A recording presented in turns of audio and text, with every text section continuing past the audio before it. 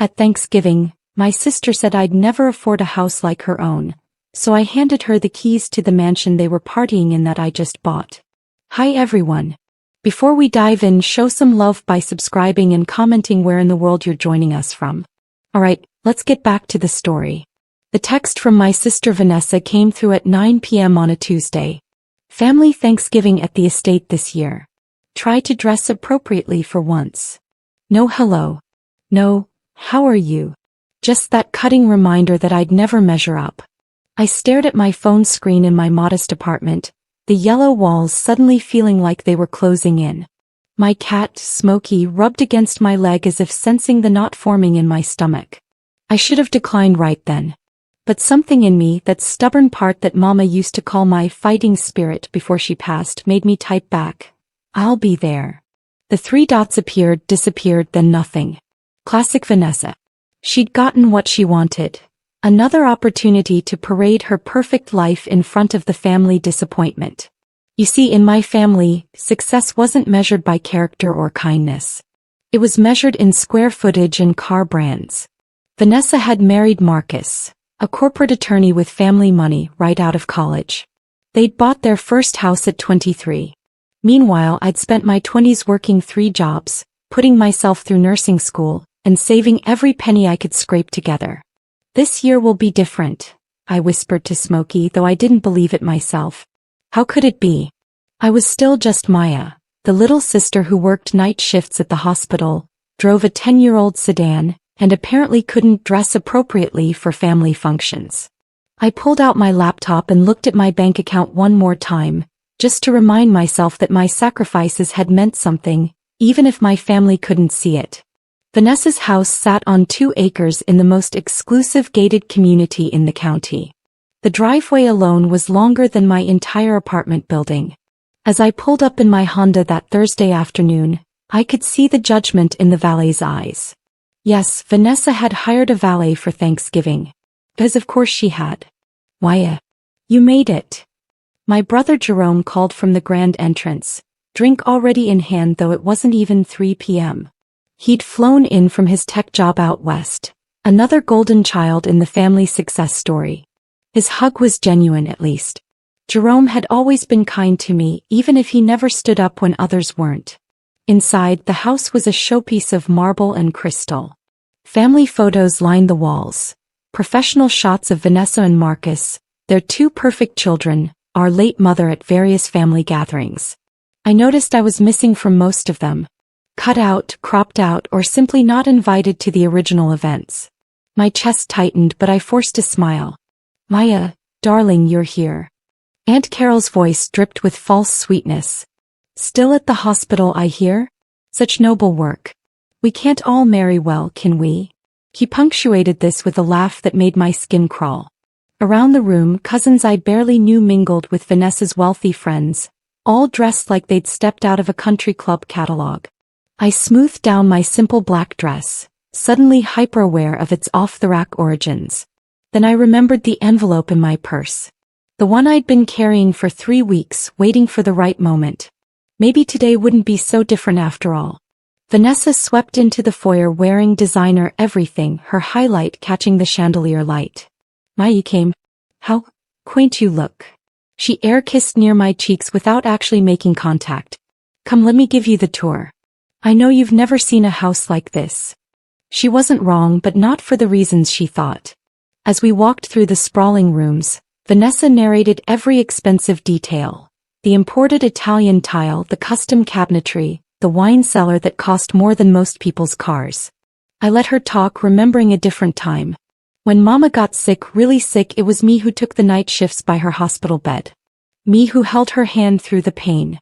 Vanessa had visited twice in those final 3 months, both times complaining about the parking. Maya, you're the nurse, she'd said once. You're equipped for this. I have the children to think about. What she'd meant was, your time is less valuable than mine. Your grief is smaller because your life is smaller. Even at Mama's funeral, Vanessa had turned it into a social event, networking with mourners while I sat alone in the front pew, shattered. This is my favorite room, Vanessa announced, breaking my reverie. We stood in a sunroom overlooking a pool that sparkled like diamonds. Marcus and I designed it ourselves. Well, we hired a designer, obviously, but we supervised. Not everyone has the vision for this kind of investment. I thought of my apartment where every piece of furniture told a story of overtime shifts and careful budgeting. Where Mama's quilt lay across my bed, the only inheritance she'd left besides debt. It's beautiful, I said honestly. Really beautiful. Vanessa beamed, missing the sadness in my voice entirely. The dining room table could seat 20, and today it held 15 family members plus Marcus's business partners. I'd been placed at the far end, near the children's table, while Vanessa held court at the head.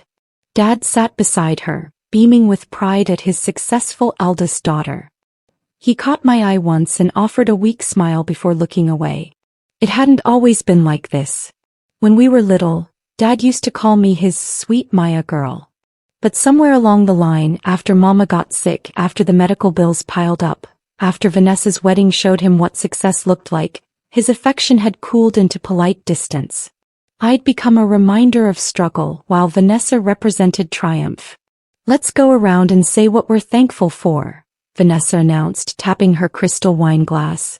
The sound rang through the room like a bell. I'll start. I'm thankful for Marcus, for our beautiful children, and for this house that we've worked so hard to build. For family, of course.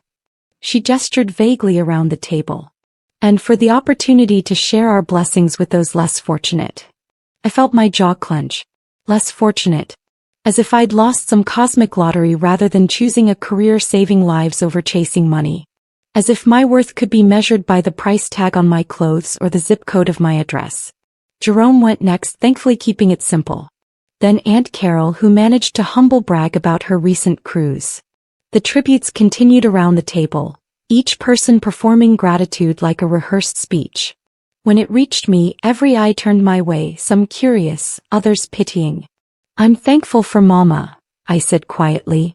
And for the lessons she taught me about what really matters. The silence that followed was deafening. Vanessa's smile tightened. Well, that's lovely, Maya. Though I wish you'd move on. Mama wouldn't want you dwelling in the past, staying stuck in that little apartment, never progressing. She said it sweetly, but the room heard the blade beneath the sugar. When was the last time you even went on a date? Or bought yourself something nice? Life is for living, not just surviving.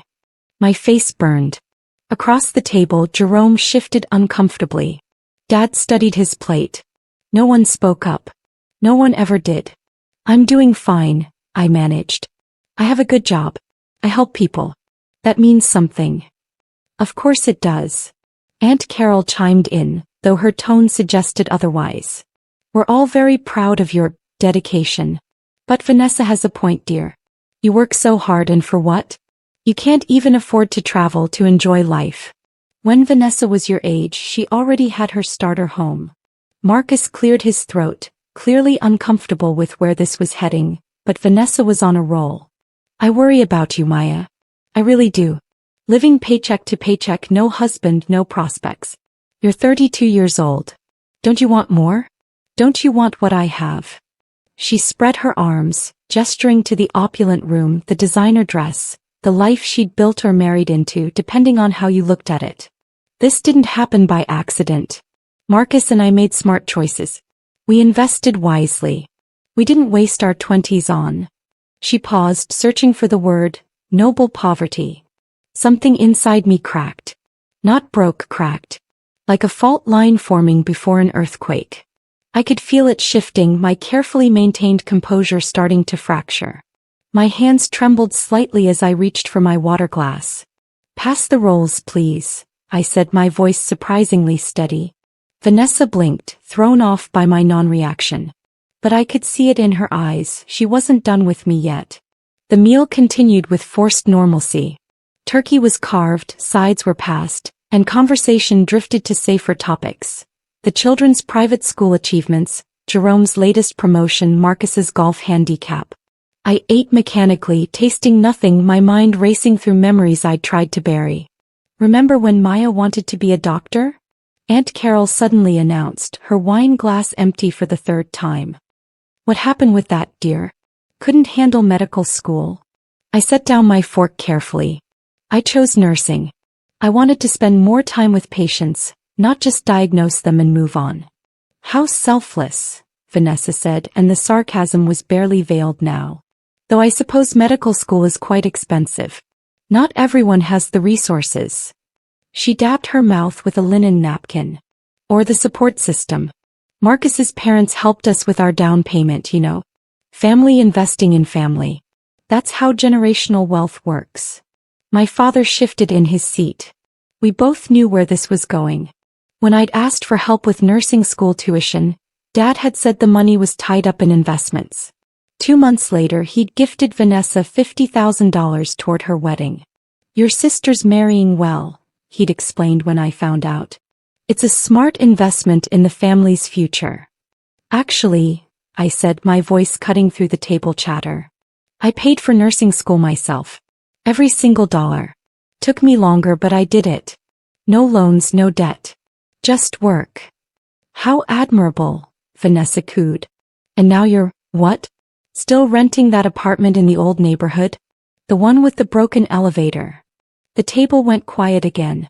Even the children sensed the tension, their chatter fading to whispers. The elevator works fine, I said evenly, though it didn't. I'd climbed 6 flights of stairs just that morning. Vanessa leaned back in her chair, wine glass in hand, and I saw it. That look. The one that said she was about to go for the kill. Maya, honey, I'm saying this because I love you. Vanessa's voice carried across the silent table. You need to face reality. You will never afford a house like this. You will never have what I have. And that's okay. Not everyone is meant for this kind of success. Some people are meant to serve, to help, to support those of us who achieve more. The crack inside me widened into a canyon. My vision actually blurred for a moment, rage and hurt swirling together into something I couldn't name. I looked around the table, at my father's downcast eyes, at Aunt Carol's satisfied smirk, at Jerome's pained expression, at the cousins who watched like this was dinner theater. You're right, I said softly, standing up. My chair scraped against the marble floor. I will never afford a house like this.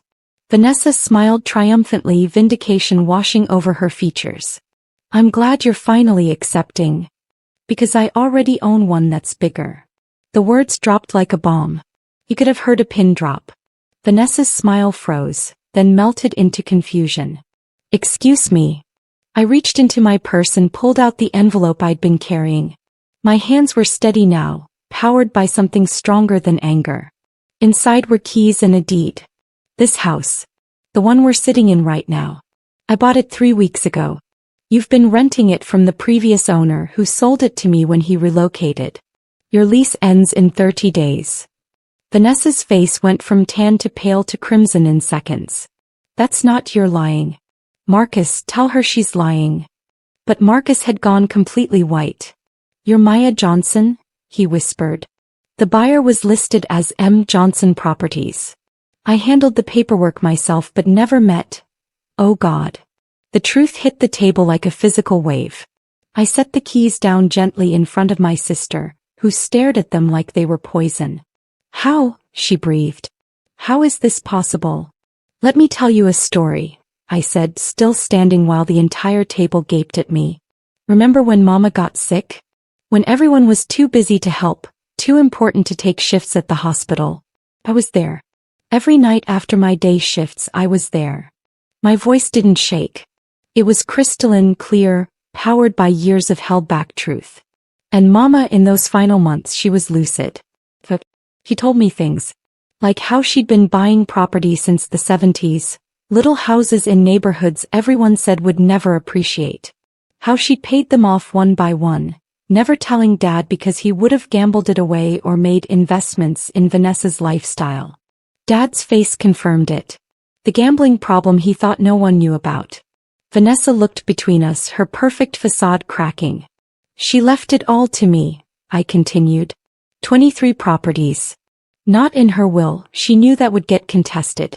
She'd already transferred them years before, little by little, into a trust with my name on it. She told me on her deathbed, don't tell them until you're ready. Don't let them make you feel small for being smart. I picked up my water glass with a steady hand. I've spent the last 5 years managing those properties, renovating them, flipping some, keeping others as rentals. I built an empire while working night shifts and eating ramen. While you all pitied me, I was building what Mama started. Aunt Carol's mouth opened and closed like a fish. Jerome's eyes were wide with something between shock and admiration. My father looked like he might be sick. The apartment I live in, I own the building. The broken elevator is being renovated as we speak, along with a full modernization that'll triple the property value. That old Honda, it's paid off and I own 3 others. But I liked that one. Vanessa finally found her voice. You let me. Mock me? Belittle me? Yes, I did. Because I wanted to see who you really were. This can't be real. Vanessa's voice cracked. She grabbed the papers I'd laid on the table, scanning them with shaking hands. The deed was legitimate, notarized, official. Her name appeared nowhere on it. Marcus, fix this. Tell her there's some mistake. The lease. The lease is real, Marcus said quietly, his lawyer brain already processing the implications. We've been paying rent to the Whitmore Estate Management Company. Which apparently... He looked at me with something like all. You own? I do. And I've been a fair landlord. You've maintained the property beautifully, by the way. The landscaping improvements you made actually increased the value by $30,000, so thank you. Jerome let out a breathless laugh. Maya. Holy shit. Maya. Language. Aunt Carol snapped automatically, but her heart wasn't in it. She looked at me like she was seeing a stranger. Your mother never said anything. Not a word. I'm her sister and she never... She knew exactly who to trust, I said simply. The person who showed up. The person who cared more about holding her hand than preserving her image. Dad finally spoke, his voice rough. Maya, baby girl, I didn't know. If I'd known about the properties, you would have taken them. Like you took her jewelry to buy Vanessa's wedding flowers. Like you took her car to trade in for Jerome's graduation present. Mama knew. She protected what she'd built from everyone except the one person who never asked her for anything. The words hurt him. I could see it.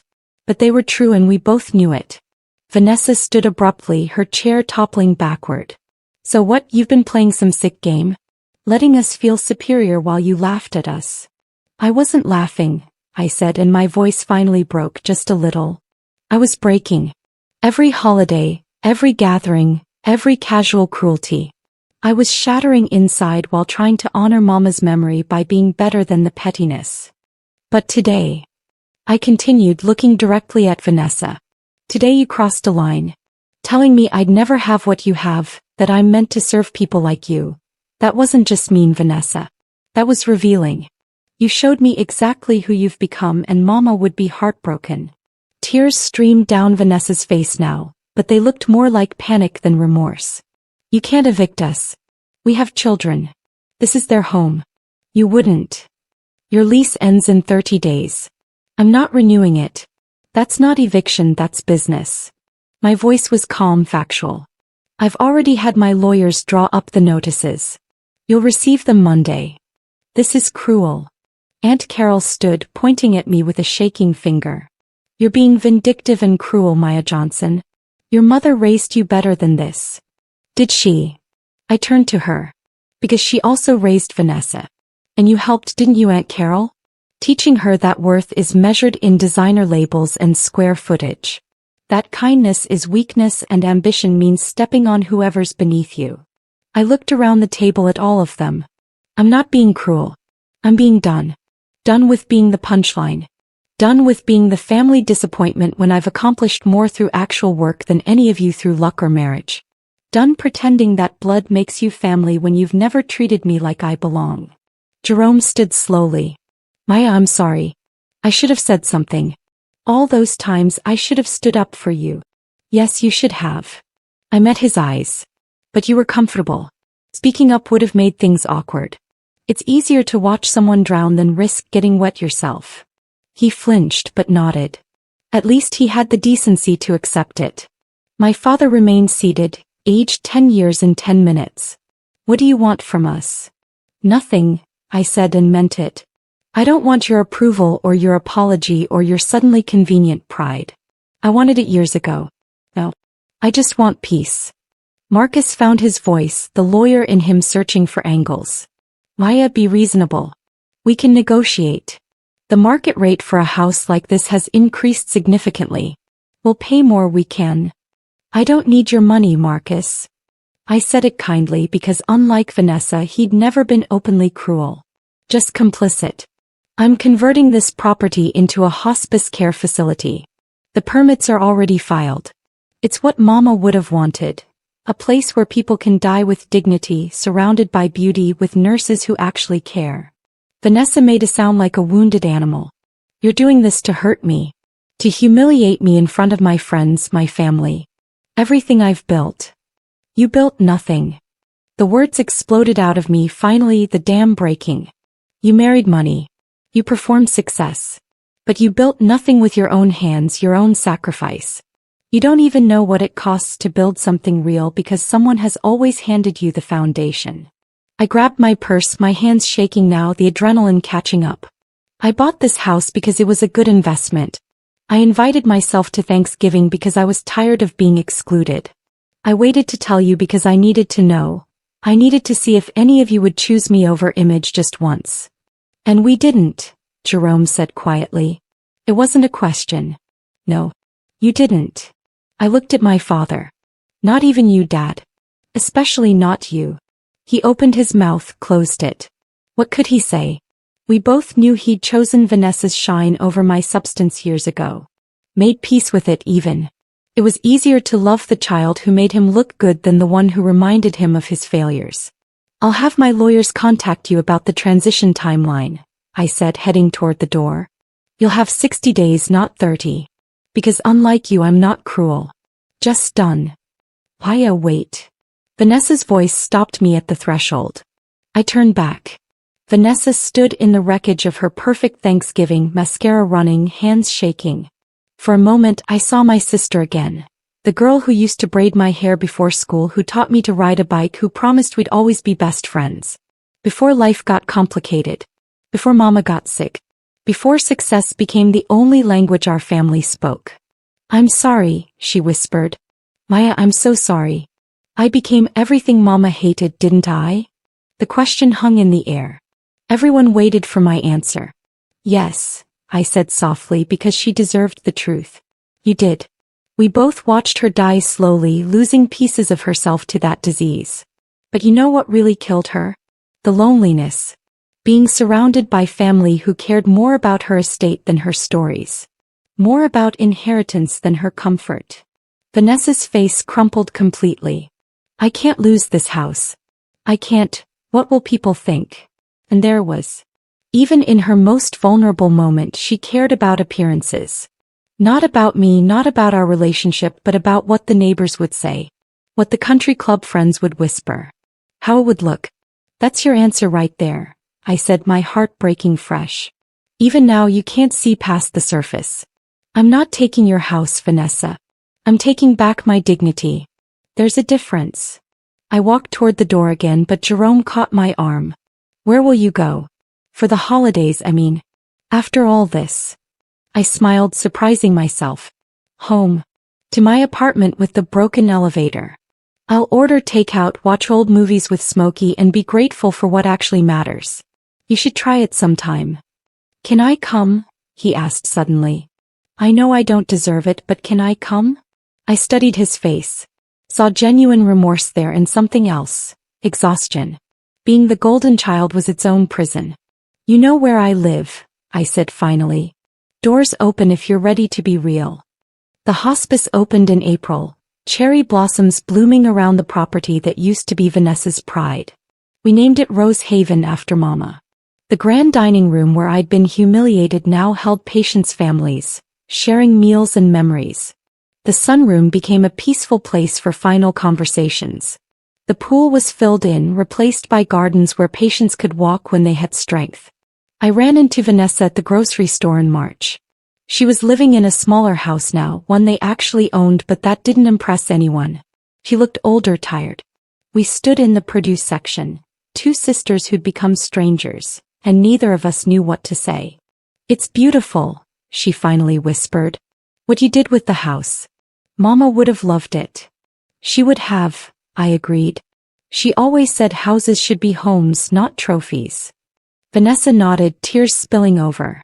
"I've been in therapy, trying to understand why I became so cruel. Why your success threatened me so much that I had to tear you down." "And?" I asked, not ready to forgive but willing to listen. I was drowning in my own inadequacy. Everything I had was borrowed or given. Nothing was mine, truly mine. You built yourself from nothing and it made me feel worthless. She wiped her eyes. "That doesn't excuse it. Nothing excuses it. But I'm trying to understand so I can be better." We stood there as shoppers flowed around us, two women unpacking decades of hurt in the frozen foods aisle. "I don't know if we can be sisters again," I said honestly. "But maybe someday we can be civil." "I'd like that," Vanessa said. "I'd really like that." I nodded and started to walk away, then turned back. "Vanessa, stop measuring your worth by other people's standards. Find out who you are when no one's watching. That's where real success lives." She smiled sadly. "That's very mama of you to say." "I know." Jerome came to Thanksgiving at my apartment that year. Just the two of us, takeout chicken smoky on the couch. We talked for hours about our childhood, about mama, about the family we'd lost to image and expectation. He'd quit his tech job, started a non-profit helping first-generation students navigate college. He was happier, he said. Lighter. "You changed everything when you stood up," he told me over pumpkin pie from the grocery store. "You showed me it was possible to choose differently." "It cost me my family," I reminded him. "No," he corrected. "It cost you the illusion of family. What you have now, the hospice, your purpose, your peace, that's real. They were never going to give you that." He was right. The family I'd been desperate to impress, to belong to, had never really been mine. They'd loved a version of me that stayed small, stayed grateful, stayed beneath them. The real me, the strong me, the successful me, she threatened the entire structure. Dad sent a Christmas card. Just his signature, no message. I put it in a drawer and didn't overthink it. Some relationships are meant to fade, and that's okay. Not everything broken needs fixing. At Rose Haven, I met Mrs. Patterson in her final weeks. She held my hand as I administered her pain medication, her children and grandchildren surrounding her bed in the sunroom that used to be Vanessa's favorite room. "You're an angel," she whispered. "Building this place, giving us dignity." "My mama taught me," I said. She said everyone deserves beauty at the end. Everyone deserves to matter. Mrs. Patterson smiled. "She raised you right then. She raised you absolutely right." I thought about that later, sitting in my office overlooking the gardens. Mama had raised both of us, but only one of us had been listening. Only one of us understood that the real inheritance wasn't property or money. It was values. Character. The courage to stand up and say, "I deserve better." A year after that Thanksgiving, I still live in my apartment. Still drive my old Honda. Still work night shifts at the hospital because healing people feeds my soul in ways money never could. But now when I look in the mirror, I see what Mama saw. A woman of substance, strength, and unwavering worth. The mansion I exposed wasn't just Vanessa's house. It was the false architecture of a family built on judgment instead of love. And watching it crumble was the most painful, necessary, liberating experience of my life. Some stories have happy endings. This one just has truth. And sometimes truth is enough. If you're living small to make others comfortable, if you're hiding your light to avoid their resentment, if you're swallowing your worth to keep the peace, stop. Stand up. Hand them the keys to the illusion and walk away. Your dignity is waiting. And it's worth more than any mansion ever could be. If this story resonated with you, hit that like button and subscribe. Share your own stories of standing up to family toxicity in the comments below. You're not alone and your story matters. Next week, we're diving into even more real-life family drama that'll blow your mind. Don't miss it.